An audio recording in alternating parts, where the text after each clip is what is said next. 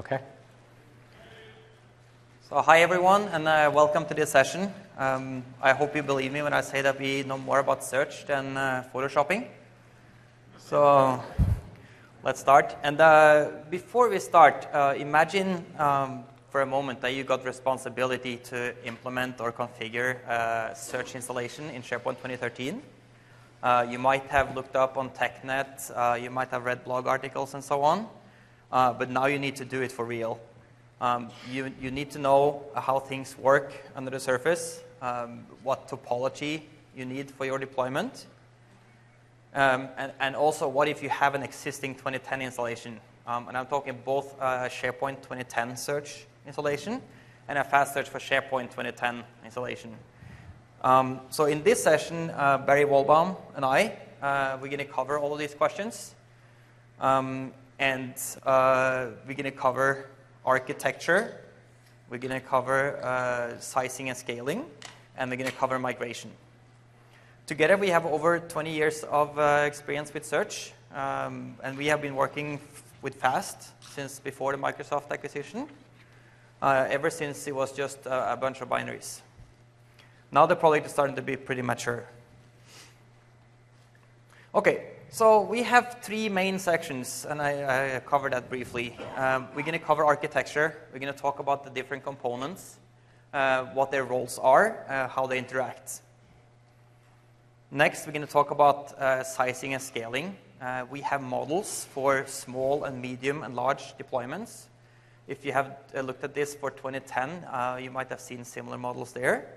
The scaling is somewhat different in 2013. For example, we're now sizing everything for VMs instead of for physical nodes, which you might be familiar with for 2010.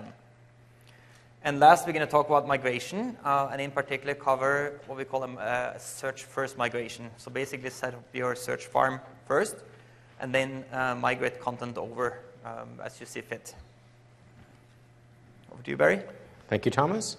And now we're going to go over a lot more about the search architecture. There's one question that we've seen posted on the internal pages as well as asked here is what's the difference between fast and not fast in this release? In this release, there is one search core, regardless whether or not you're running the foundation, server, or enterprise. It's all fast. There is a lot of SharePoint stuff in here as well. The old SharePoint, the crawler, is very similar than it was in 2010. So you don't have to do so much work to wire it all together. So that should be good news for most of the people in the room. Okay, so here is the search architecture. These are all the components here. As you can see, all the components in orange except the web front end are inside the search service application, which is a virtual container for all the other components. And you size and you scale all of search within it. So we're going to break up the components into the different sections so we can explain them all in terms of their logical group. The first one where we're going to go through is the feeding chain. This is getting content from SharePoint and other sources into the search index. The actual indexing core, we're going to go into some details on how that works. How it's actually also used as part of queries as well. I know with SharePoint Search 2010 and earlier, you would build the index and you would deploy it to the query component. In this case, you do have a query component still, but you're also using the index as well. And we're also going to go, and the other section is the query chain, which is querying the system, as well as the analytics component, which is used to impact relevancy and also provides an out-of-the-box recommendations engine in this version of SharePoint. So that's really big news because that's always been a very separate component in the old FAST days. So now we're going to dive a little deeper into the feeding chain. So the feeding chain in this case is made up of two components. The crawler, the SharePoint crawler, and it works almost exactly the same as you knew in 2010 and earlier, as well as the content processing component, which is a brand new component for this release. Okay, so with the crawl component, to go through a bunch of the things with it, there are a bunch of out-of-the-box connectors So it can handle web content, file shares, SharePoint 2003, 7, 10, and 2013. The user profiles, Exchange public folders, so not all of the Exchange content. If you're looking to index all of your Exchange content, you could either get a third-party connector or use the search implementation that's in Exchange 2013, which is also using the search engine from FAST. And there are also additional installations you can do for a Lotus Notes and a Documentum connector. Now, if you want to extend to crawl other sources, we do have something known as BCS, the Business Connectivity Services. And Thomas and Matt are going to be going into that in more detail and walk you through a sample of that tomorrow in your session. I think it's the same time tomorrow. Session code is B311, and we're going to reference that session quite a few times. Right, and it's all the way on the other end of the conference room, so you might want to start walking just like right after the session. So the nice thing here is that all the information about what's been crawled is stored in the databases. So you'll have the crawl database, and all the configuration is stored within the admin database. So the crawl modes that we have a full crawl, crawling all the content. That's what we support that for all the sources, as well as an incremental crawl, which is crawl everything since the last time you crawled. But we have a new feature in this release called continuous crawl. And the easiest way to describe continuous crawl is it's there to keep the most recent content changed on your SharePoint site, and this is only for SharePoint. This is the most active content you're working. Someone uploads a document, they want to see it in the search index quicker. So the continuous crawl is there to help with that. But Barry, the continuous crawl is not really continuous, right? It's still running on a timer. By default, it's set to 15 minutes. And it basically kicks off an incremental crawl every 15 minutes. But unlike incremental crawl, it's not going to wait for the previous one to finish before it starts a new one. So you'll always pick up the last 15 minutes of changes. So let's say that you, for example, have one of the incremental crawls is a big crawl of some kind, because a lot of content has changed. You'll still get fresh content in from the last incremental crawls.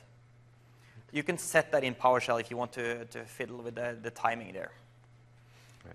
But generally, you can keep, out of the box, you can keep freshness under a half an hour, even with a large crawl. With 2007 or 2010, that was very, very difficult on a large farm. So to move on. OK, now we're going to talk about the content processing component.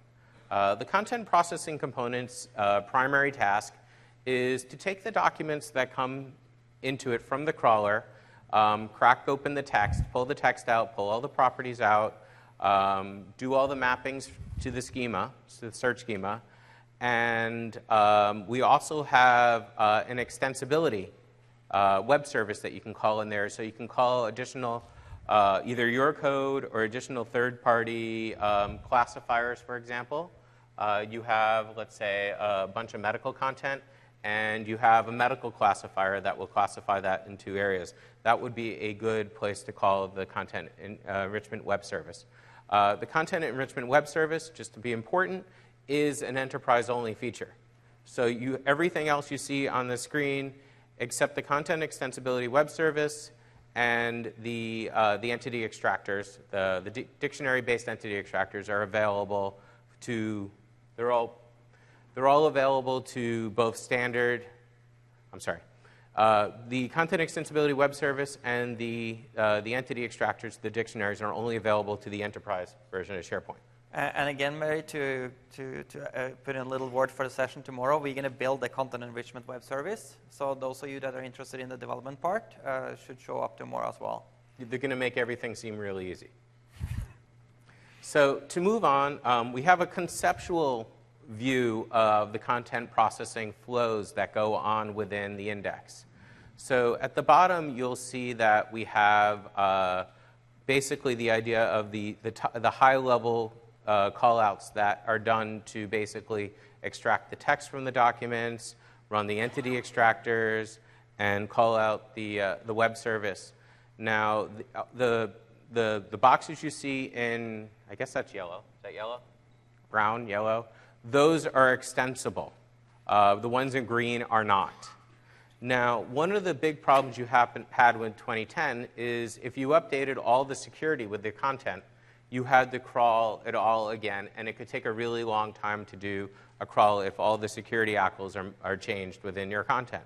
In this release, we have an abbreviated flow that just updates the security descriptors within the index, and it has to do a lot less work in order to accomplish that.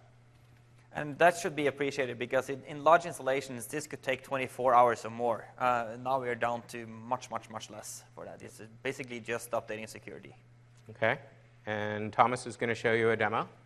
Okay, can you switch me over? I can. So one of the more common things that you need to do as an admin or developer is to know the difference between crawl properties and manage properties. In SharePoint Search and Faster for SharePoint, you can set up a number of different sources. Everything that you crawl will go into the full text searchable fields. But if you want to do anything else, you need to set up manage properties. For example, if you want to display it as a part of the search result, or if you want to display it as a refiner, you create a manage property and you set up mappings from crawl to manage properties. So to illustrate this, I'm taking a list in SharePoint, and I'm going to show you how we can take one of the columns here and use it as a navigator in the result screen. So just for simplicity, I have my own SkyDrive Pro, and I have 3 documents here. And you see I've created one custom field, which is where I have used this presentation before. So if I go in here, just to quickly have a peek. Oops. Properties. Then you'll see that I have conference as a custom field. And when the crawler picks this up, it's a crawl property. And to make sure that we actually can set up this mapping in the first place, the first time we make something like this, we have to go in to the search service application. This is in central admin. That's where you set up your crawls. I go into the content sources, and I need to just kick off an incremental crawl so that it picks up new crawl properties. If not, you're not going to be able to set up that mapping. So let's just for a moment say that I kick off an incremental crawl. The next step is that we need to set up the mapping from crawl to manage properties. And we do that in the search schema. And just so you know, the search schema is also available on a site collection and site level. So if you have local admins or you want your business users to be able to set up these mappings as well, they can do that on that level as well. Okay, so just for the sake of simplicity, I'm going to pick one of the managed properties that exist already, and I'm going to set up a mapping to that managed property. So I go into refinable string 0, which is already set up as a refinable property. You see it. You see there's a bunch of properties on these managed properties. For example, if you want to be able to search directly on that field, if you want it to be displayable, if you want it to be refinable, and so on. Just remember that you don't want to check off all those things always, because all the features you could check off use resources. Okay, so my task is to set up a mapping. So if I scroll down here, I can set up add a mapping. And now it's listing all the crawl properties. And my field was called conference. So I can filter on that. You see there's a lot of stuff in there, so it's almost impossible to find them without search, because it picks from any source you have, and it has preloaded with the most common Microsoft sources.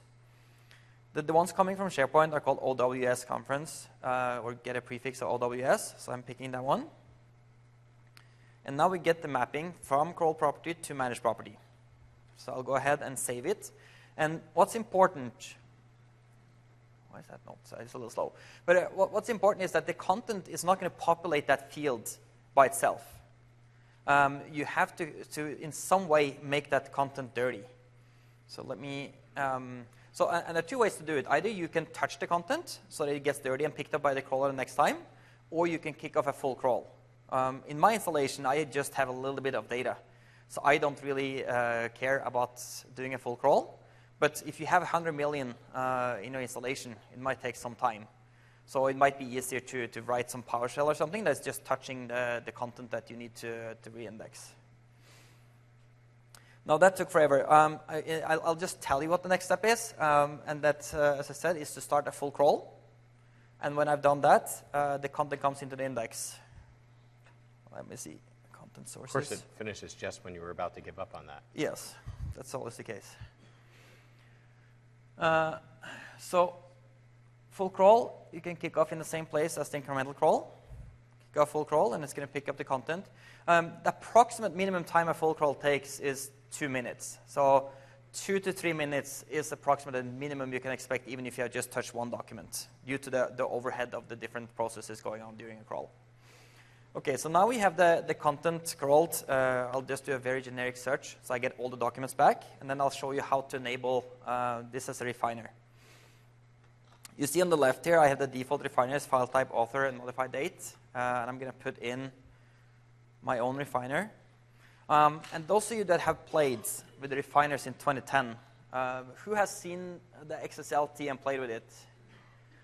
Very good. You're gonna really appreciate the refinement control panel we have in 2013.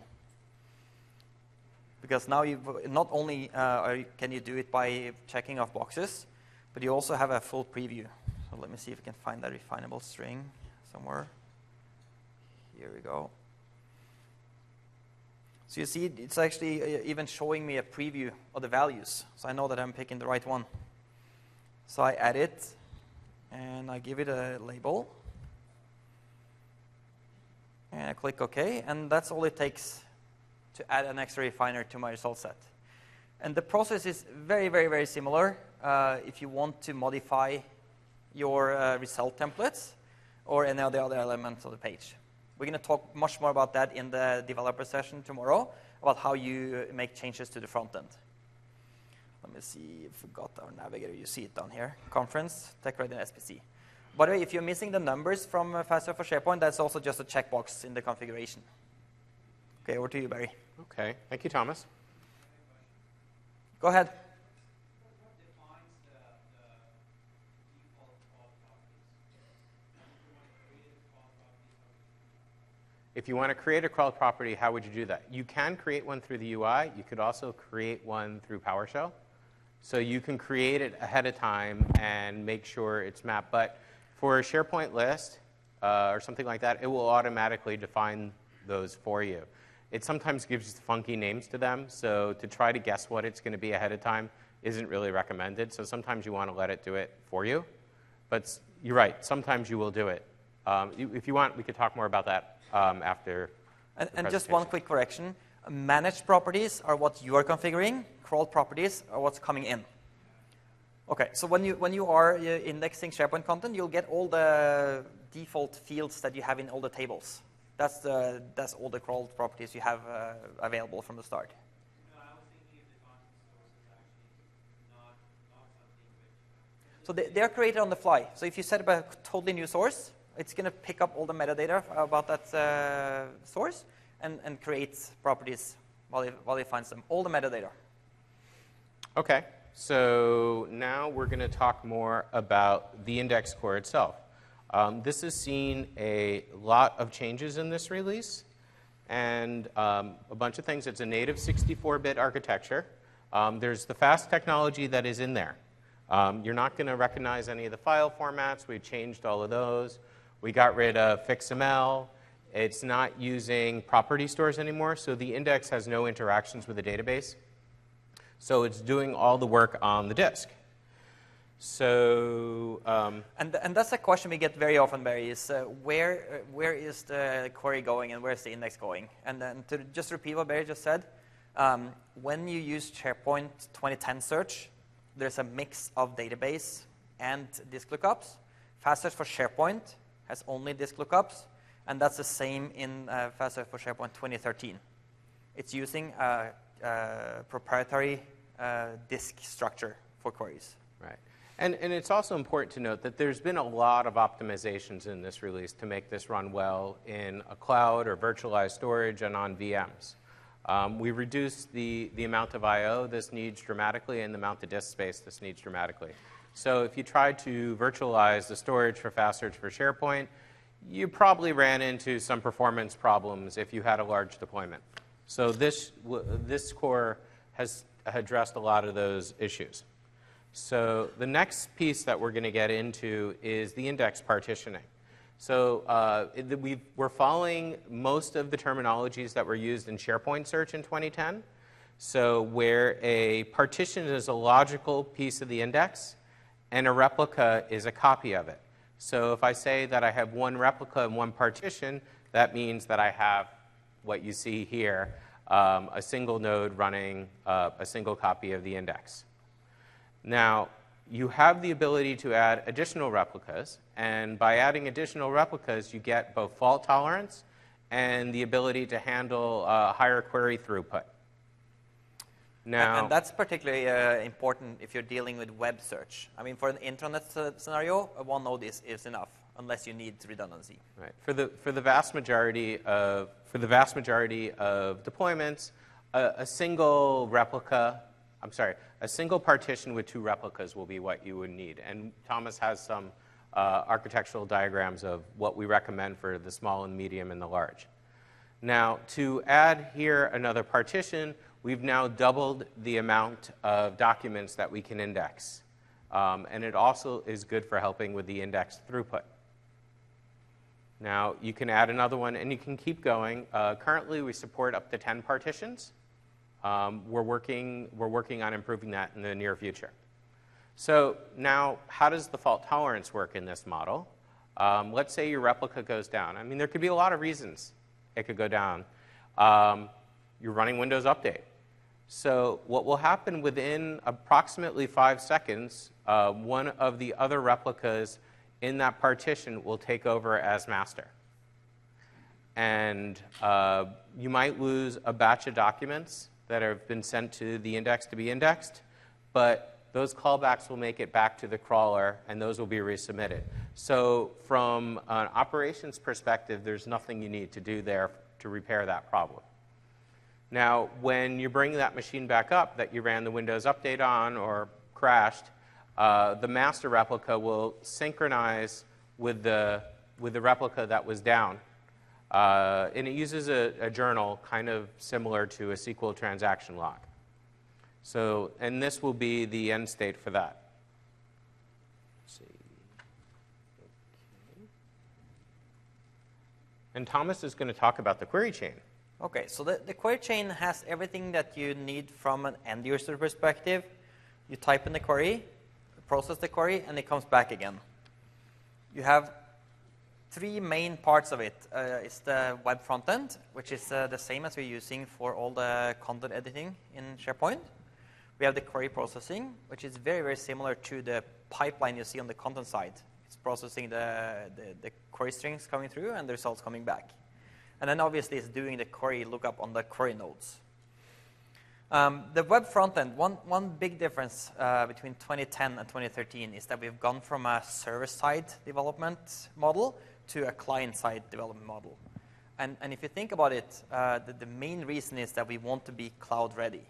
And we want to make sure that all the dangerous code, if you like, is running on the client and not bogging down the servers. So what you'll see in 2013 is that we got a REST API, which means that we have total industry standard interface now to do queries. We also have REST API to the analytics component we're going to talk about later. And then we have a client-side object model that you can use, for example, in the display templates.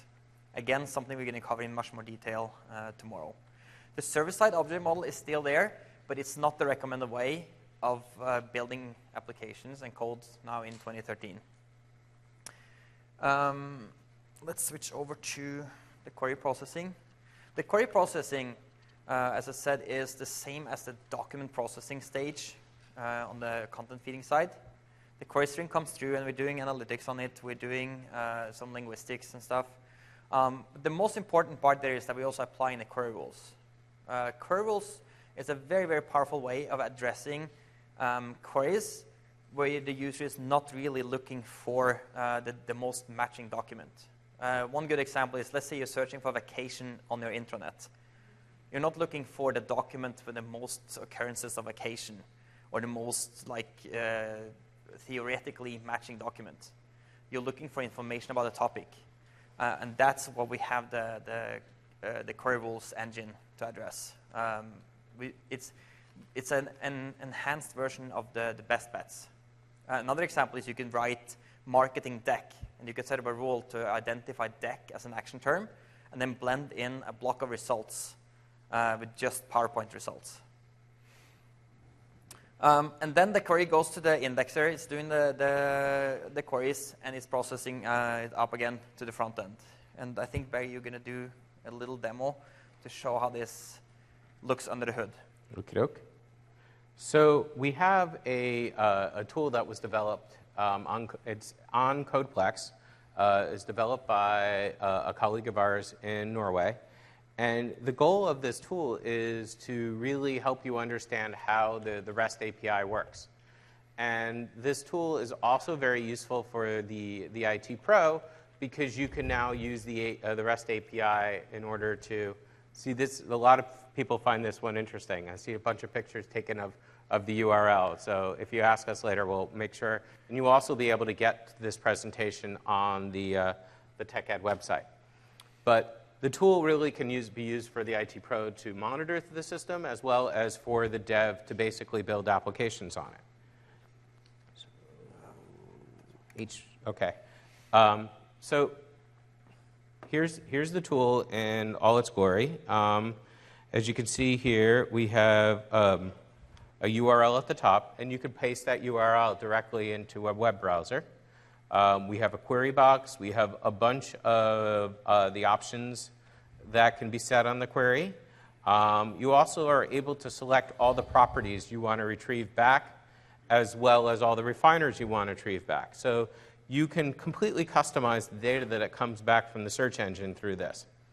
Also, it works with the different search services. So this will work with both an on-premise version of SharePoint or one that is actually running in the cloud. So my demo is actually using our SharePoint Online tenant to show you how this works.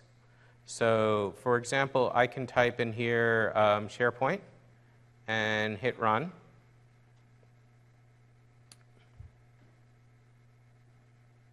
And as you can see, I have some results back. So I got, in just over about a second, which isn't bad considering how far this is going, I got 700,000 results back from the search engine. So as you can see here, we have the primary results. The tool is just trying to show you all the data that is coming back from the engine. It's not really trying to look pretty or anything.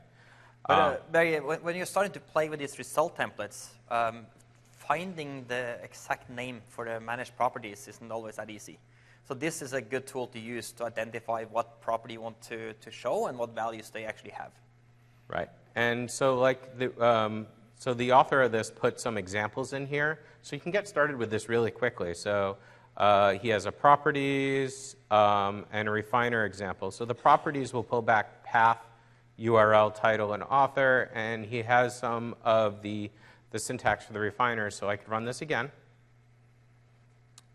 And it'll still take just about a second to run. And as you can see here, we have the primary results, but instead of retrieving all that data, the default data, it's only retrieving the information I want with a little bit of additional metadata associated with that. So I can take this string, and I can paste this into Internet Explorer. I had to leave that one up. That was just like the funniest picture. So usually I use a picture of my kid, but Steven Seagal was just a little funnier today. So as you can see here, I was able to run that query through the tool as well as through the web browser. So like I said, this is really, really useful to help getting started with the REST API. In fact, in previous releases, it was much more complicated to use this API, but it's really going to be best practice to use the REST API versus the client-side object model.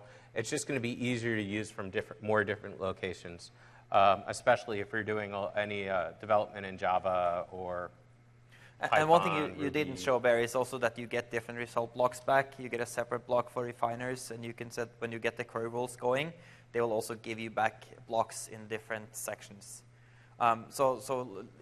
Imagine you can also build applications outside of SharePoint. You can build a .NET application or even in Java if you want, and then utilize the REST API in your SharePoint investment to power that application. Okay.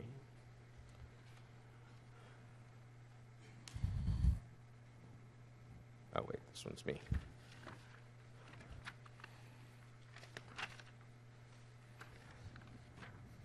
One second.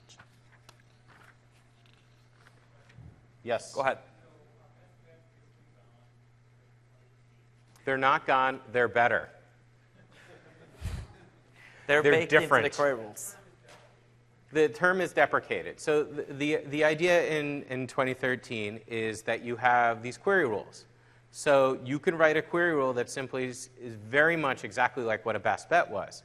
Someone types in one of these words, bring this result for to the top. Internally, we still use them. You search for holiday schedule, link for a holiday schedule. If you search for travel, all the links for travel. So those types of best practices are still there. There are some migration issues because we've changed the architecture so dramatically. There might be some manual intervention that you'll need to make in order to migrate, if you used a lot of them, to query rules. But you also might find you don't need all of them, or you can merge a lot of them into a single one because you can do things like regular expressions in there. You have a lot more power in there. But the query rules are a feature in this release that the product group was really, really proud of. We had, I think, 30 sessions applied at the SharePoint conference to want to present on them. So it's really a very, very popular feature. And I know it's in standard and enterprise, and you still get it in the SharePoint Online through Office 365. You can still mess with it in there as well. So to move on and to talk about the analytics service. The analytics service is a new component in this release. It's been based on the web analyzer that existed in Fast Search for SharePoint.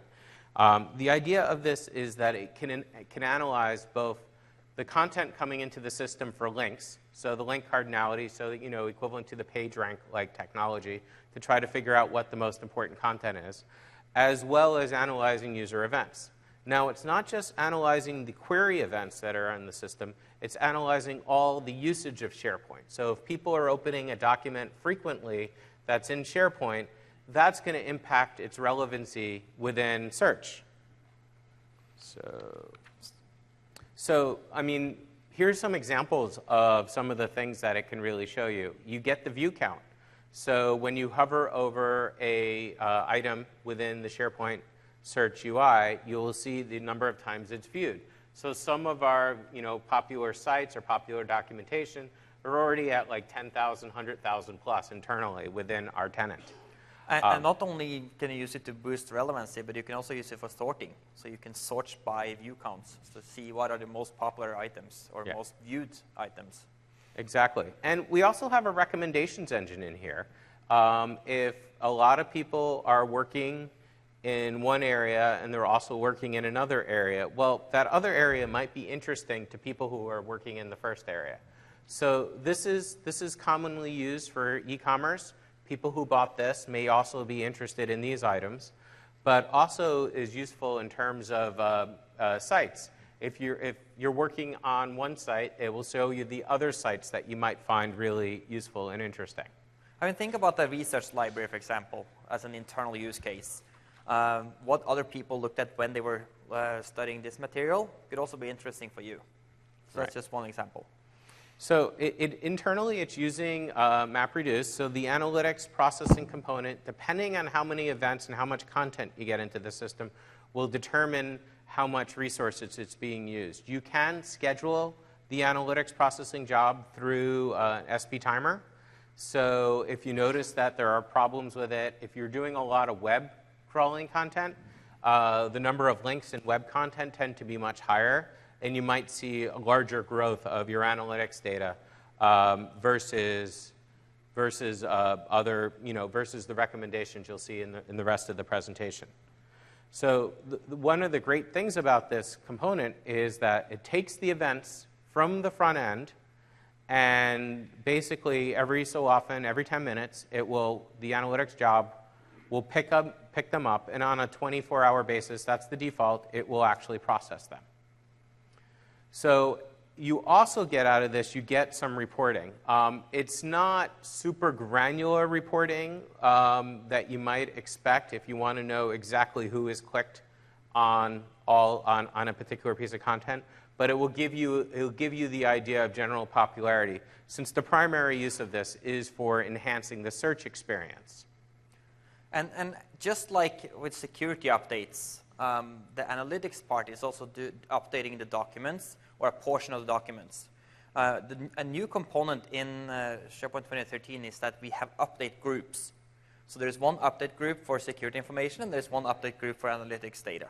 So, and if you look on the file system, you'll actually see the names of those directories in the index, and the one for security and the one for the analytics.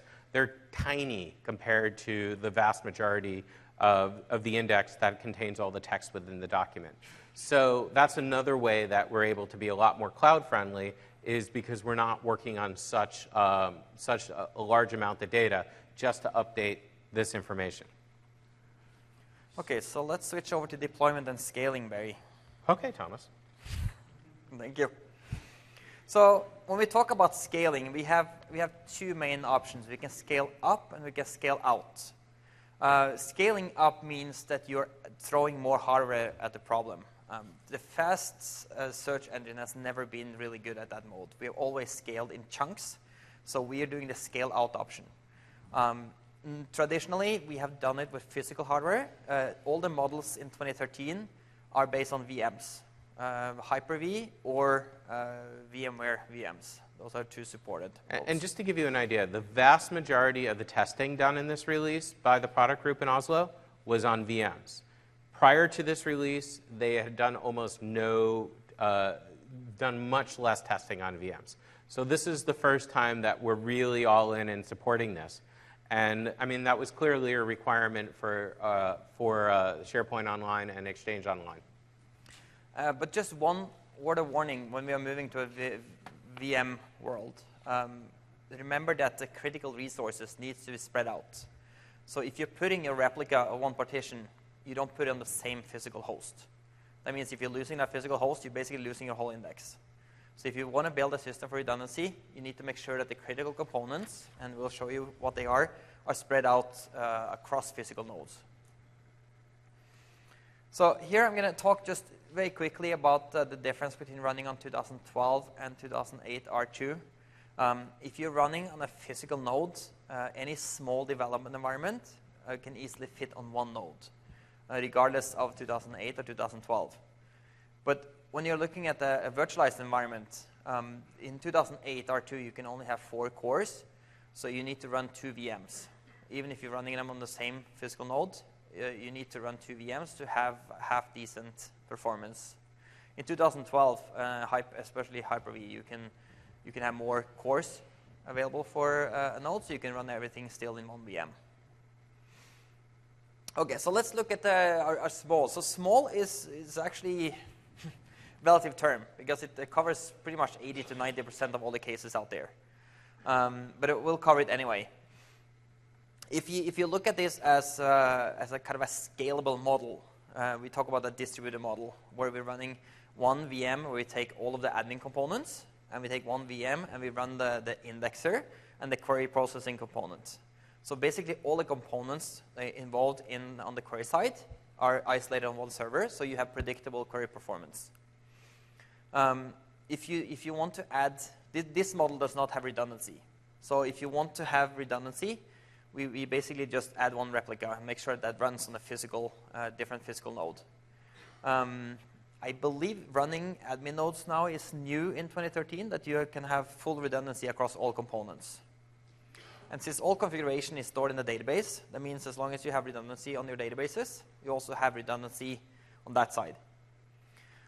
If you want to, you can still run all the components on one VM, a beefed up 2012 VM. but it's not built for scaling as much as the distributed model, which you'll see on the next slide. Yeah, and you can ignore the Microsoft Confidential Internal Use Only on the bottom. That's actually not true. I'm surprised no one noticed that. Do we have that on all the slides? Apparently, we have it on a lot of them. Interesting. Yeah. There's absolutely nothing confidential about what we're talking about. This is anyway, so let's move over to scaling this up. If we start off with a distributed model where we have the indexer component, if we scaling for 40 million, each scale unit in 2013 is 10 million. So one VM, a 4-core VM, can host approximately 10 million. So for 40 million, we'll need 4 of them.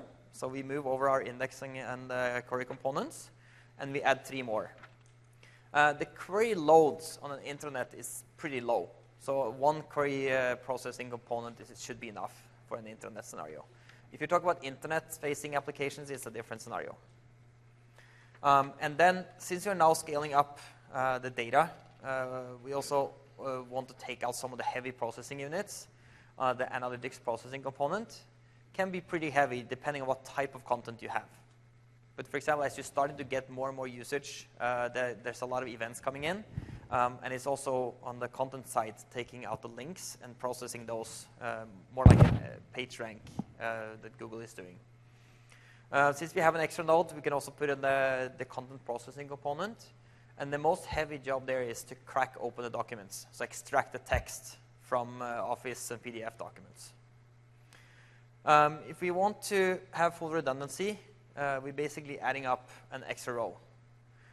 You'll see that we also have replicas of the admin nodes over there, and we are adding more content processing, mainly for symmetry, because you don't really need that unless you are constrained on the content side.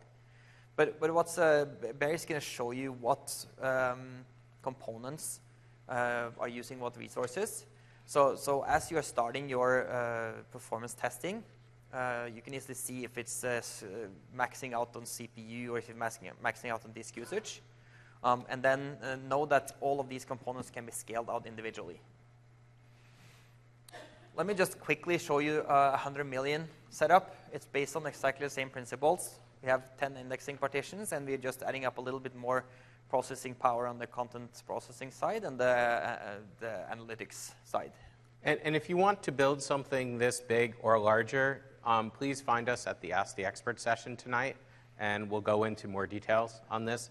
This isn't necessarily a very common use case, but we do have a lot of customers at this size, and you don't want to just go with this without blindly. We definitely want to help you size this out. Especially since you want to optimize the hardware usage, and as I mentioned, it's a lot of dependent on what type of content and query traffic you have. So you don't want to just throw as much hardware as you can at the problem. Yep. Okay, so the next thing is we have a scaling cheat sheet. I'm not going to walk through all of this. You'll be able to get this online as well, so you can take pictures of this if you'd like. But this just gives you kind of a good feel for what the different components are going to consume. As you can see, we have all the 6 components here, and as you're probably not really surprised, the indexer is the biggest consumer of resources on the system. Okay. And we also have another chart here. We've done a bunch of sizing tests, and unfortunately, TechNet has kind of lagged behind some of our testing here. We're working on improving the release of sizing information with the product. So this was done by our colleague Olaf in Oslo. The big change here is that from 2010, at least compared to Fast Search for SharePoint, is now we're only talking about going with about 300 I/O operations per second for your disk, whereas in Fast Search for SharePoint, we requested approximately 2,000. So we've really done a good job of making this a lot friendlier with virtualized storage. And that also means that you can actually run pretty well in Azure. Both Barry and I have been involved in testing on Azure, and we got more than decent performance of running SharePoint 2013 and Search in Azure for an intranet scenario. Right. And as you can see, here are some of the sample results from some of the tests that we've done over the last year. Okay, move on. So, oops. Sorry for killing that. Yeah. That's okay. So what can you do with the cloud? I am a big fan of trying to build search applications on top of a SharePoint Online environment. There is a lot you can do. You don't have some of the extensibility, but there's a ton you can do with the UI. You have access to the REST API. There's a caveat. This is for internal applications only, so everyone who's using that will need to have a login in order to get the power out of that. In terms of deploying SharePoint on Azure, there are some sessions here that are going over it.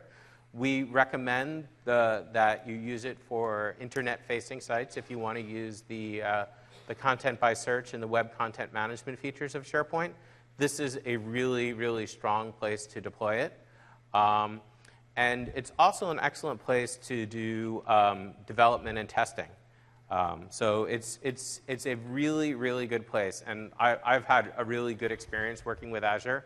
It feels like you have the VM admin sitting in your office, following your every needs. It really is really awesome. So now we're going to go through some of the components in action. This is a little bit of a canned demo, but it is really, really good to show you what's going on.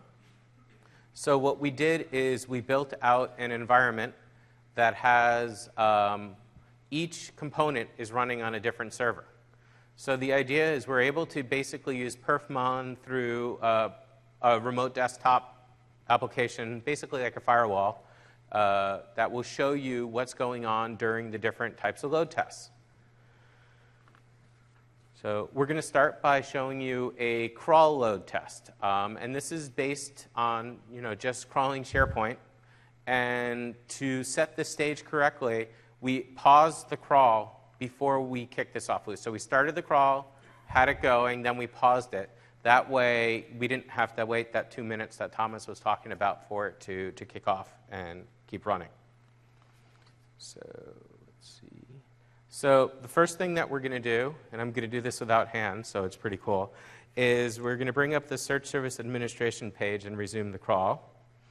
And the crawl load involves more components highlighted in orange here. So we're using SQL, the crawl, content processing component, index, and the web front end. And the reason that we're using the web front end is it's also a crawl target for the crawler. So we get the content access through there. So as the content picks up, the crawler is now starting to pass on to the content processing. As you see, this implies the increased network traffic that we're also going on here as well. So there you see the spikes in green.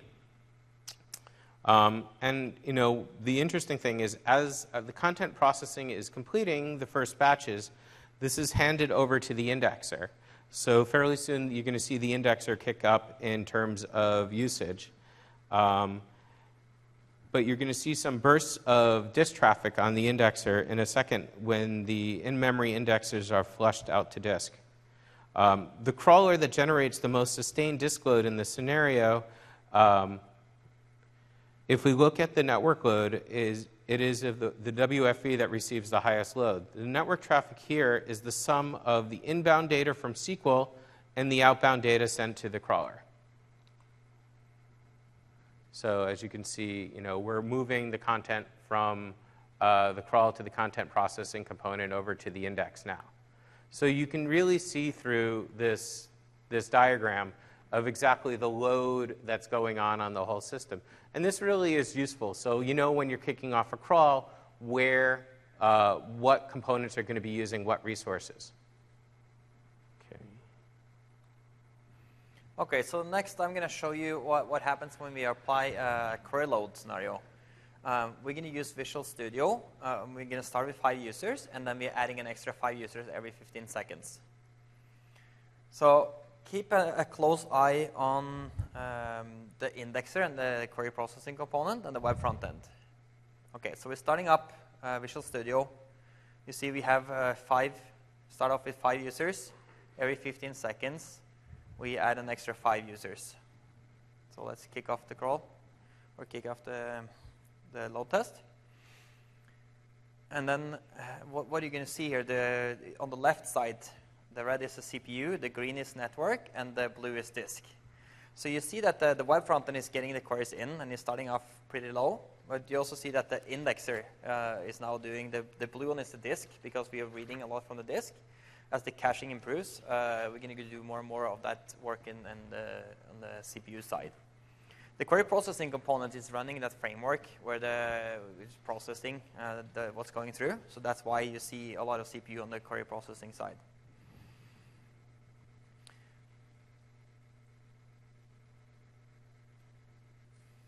So what you also see is from time to time, you'll see bursts of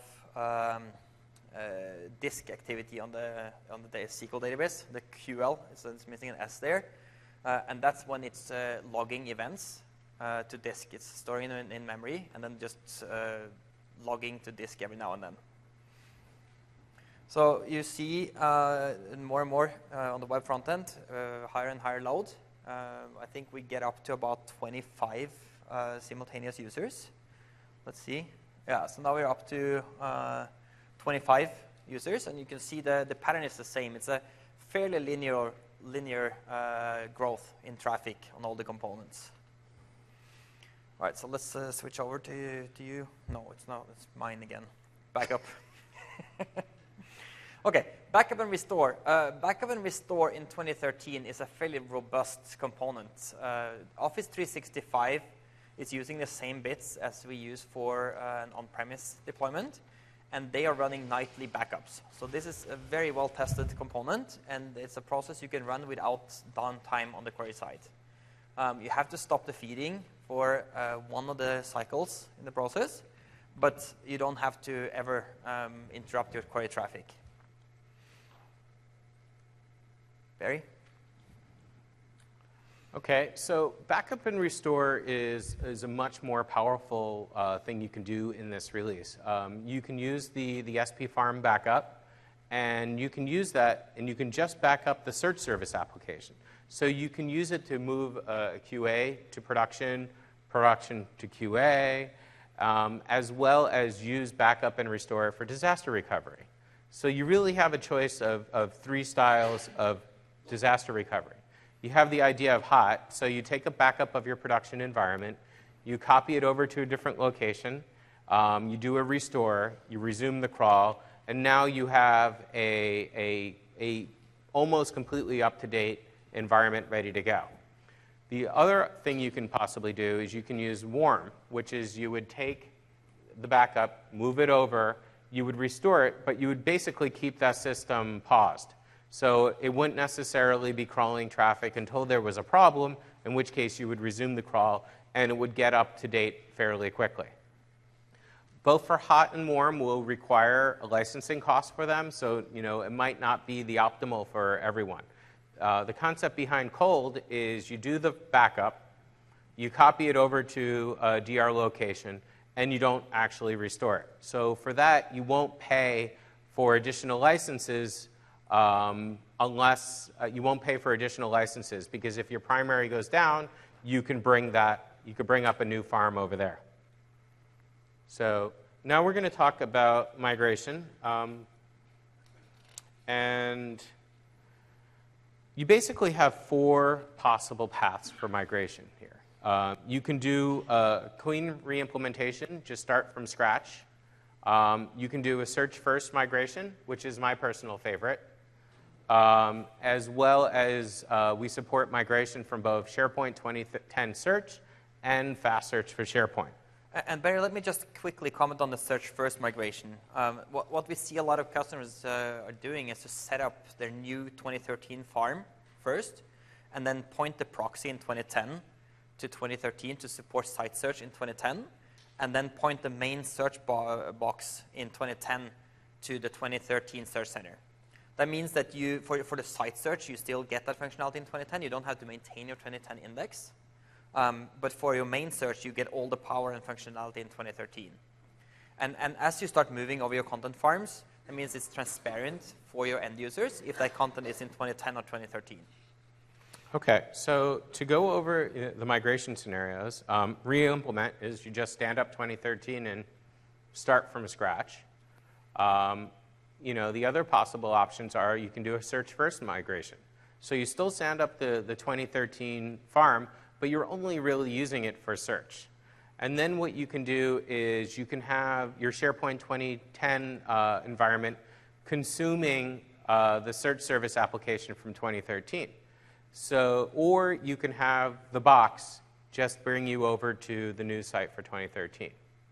So the other thing you can do is you can do a migration. So you would back up the SSA, and you can basically run SharePoint 2013 in a 2010 mode. So for your users, it looks the same, but is actually running on SharePoint 2013. And then later, you can upgrade the user interface to the SharePoint 2013 Search Center. So you can use this to try to do to swap out the Search Center and to see if your users notice. And then you can upgrade them later. So you can do it. You can apply it dark. So the other options are from Fast Search for SharePoint. We do have tools that will do the migration. There are some gaps around the best bets. And you can follow the same mode where you're basically building on a new SharePoint 2013 farm in 2010 mode, and then you can upgrade it later. So the other option is we do have some custom PowerShell tools to export as much as the Fast Search for SharePoint configuration as possible. It's not perfect, but all the flaws are well documented. And you can basically do the same for 2010. Okay. So, the question is, when do you do what? So, in real implementation, if you have completely automated the deployment of 2013 and you can just bring the thing up easily, then sure, it makes sense to re-implement. If you're doing either completely out of the box or you're having such highly customized Search Center that you really need to start over, those are reasons to go with that. For Search First, and this is, I think, the most popular one. You're actively using SharePoint 2010 or 2007 search, and you just want to have SharePoint 2013, your small search farm dedicated to SharePoint 2013, crawl all your previous versions of SharePoint sources. And you get most of the features of SharePoint 2013 search without actually doing any major migration of your content databases. So when to migrate is, you're mostly out of the box, and the migration is going to be difficult or complex, but you're still going to push forward with that.